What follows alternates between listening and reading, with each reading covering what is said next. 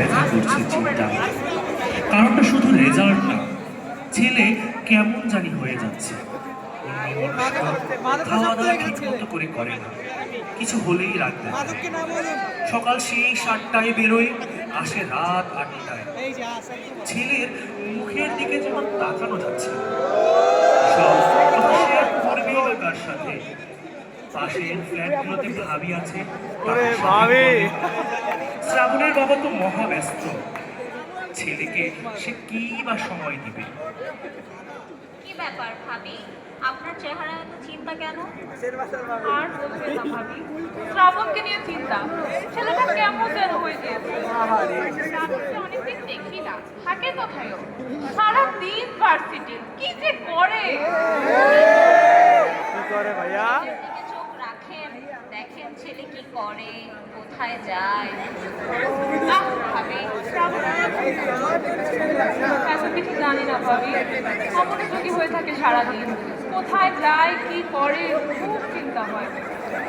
আল্লাহ ভরসা ভাবি, চিন্তা করবেন না, ঠিক হয়ে যাবে। ফটোগ্রাফার গুলো একটু নিচে নামতে বললো। বৃহস্পতিবারের রাত, শ্রাবণ বসে আছে, চিন্তা করছে টেবিলে পড়ে থাকা মৃদু পেন্সিলের দিকে।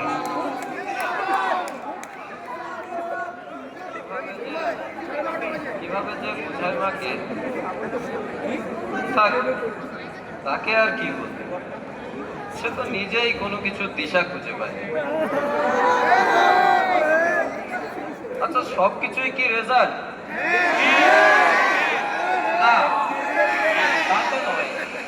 সবাই কি সবকিছু পায়? সবকিছু কি সহজ হয়? এত রহস্য কেন? ওই জায়গায় যায় কেন ভাই, বুঝলাম না। ছোটবেলায় ফেলুদা ব্যোমকেশ পড়েছি, কত কত রহস্য নিয়ে ভাবতাম। আর এখন নিজেই যেন নিজের কাছে রহস্য। আমার আর ভালো লাগে না এসব। আরে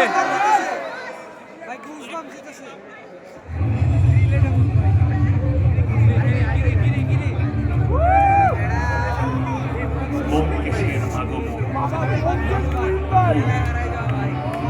ফেলুদার আগমন।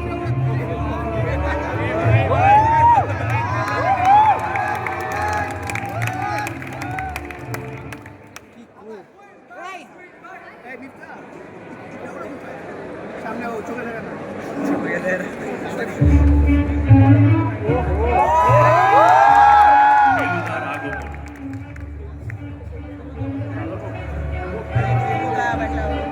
ভাই স্বপ্নে আছে, বুঝছো ভাই? স্বপ্নে বঙ্গেশের দুজনে আছে। স্বপ্নে ওরা দুজনের সাথে কথা বলছে, মঞ্চে বলে এটা।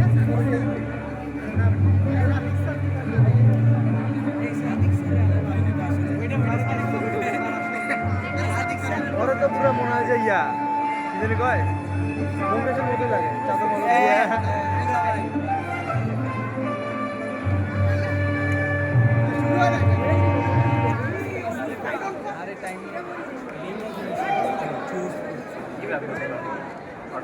আধো ছায়ায় বসে দুজন কিংবদন্তির আলাপ শুরু হয়ে গেল।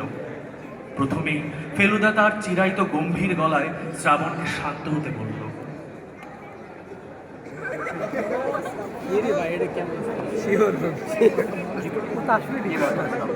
আমাদের হঠাৎ স্মরণ করলেন যে? বুঝছো না ফেলুদা, ভেতর থেকে একেবারে ভেঙে পড়েছে। তাই তো দেখছি, কাল্টিভেট করতে হচ্ছে বিষয়টা। একদম ঠিক মিত্তির বাবু। এবার শুধু প্রদোষচন্দ্র মিত্র নয়, সত্যান্বেষীও থাকবে শ্রাবণের জন্য। আপনারা এসেছেন? আমি কি স্বপ্ন দেখছি? হ্যাঁ ভাইয়া। স্বপ্নই না হয়ে দেখলে, স্বপ্নে ফেলুদা ব্যোমকেশকে দেখা কি চারটিখানি কথা? ব্যোমকেশ নয়, সত্যান্বেষী। তুমি নিজের কথা একটু ভাবো শ্রাবণ। তুমি শুধু চাও পাওয়ার মধ্যেই হিসেব করে যাচ্ছ। প্রাপ্তির ঘরেও যে সৌন্দর্য আছে তা তো দেখছো না। তুমি ইয়ং ছেলে, তোমার থাকবে সাহস, হার না মানা যায়। ওই যে তোমাদের জেনারেশনে কি জানি বলে, কামব্যাক, কামব্যাক দিতে হবে। সাবাস করছে, আশা বলেছে। শুনুন শ্রাবণ, আমরা গোয়েন্দারা অপরাধ শনাক্ত করি, অপরাধী চিহ্নিত করি। কারো মনের ক্ষত হয়তো বুঝতে পারি না। এই পৃথিবীতে সবারই কোনো না কোনো কমতি আছে, তাই বলে কি পৃথিবীটা থেমে থাকবে? ঠিক বলেছেন ফেলু। আমার জীবনেও হয়তো চাওয়া পাওয়া হিসাবের বাইরে আরো অনেক কিছু আছে। আলবাত আছে।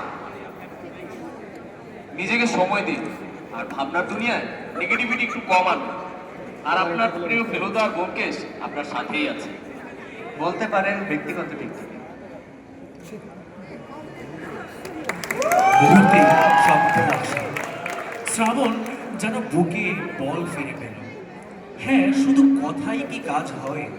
তবে সে শক্তি পেয়েছে। ঘুম থেকে হঠাৎ উঠে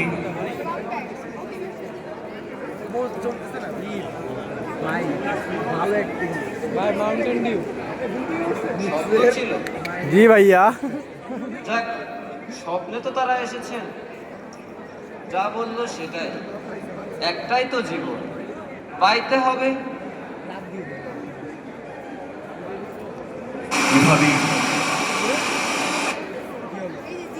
এভাবেই গল্পের নায়কেরা হয়তো মানুষের জীবনে আসে নিজেকে মেলে ধরতে।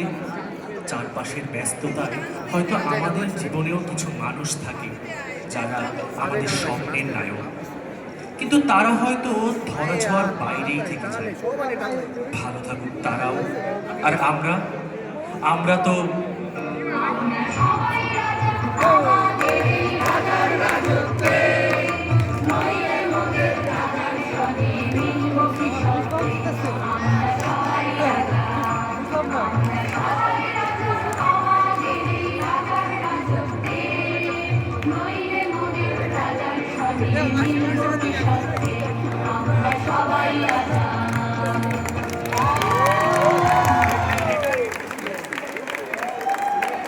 ঠিক আছে ভাইয়া, প্রথমবার হিসেবে অনেক ভালো হয়েছে।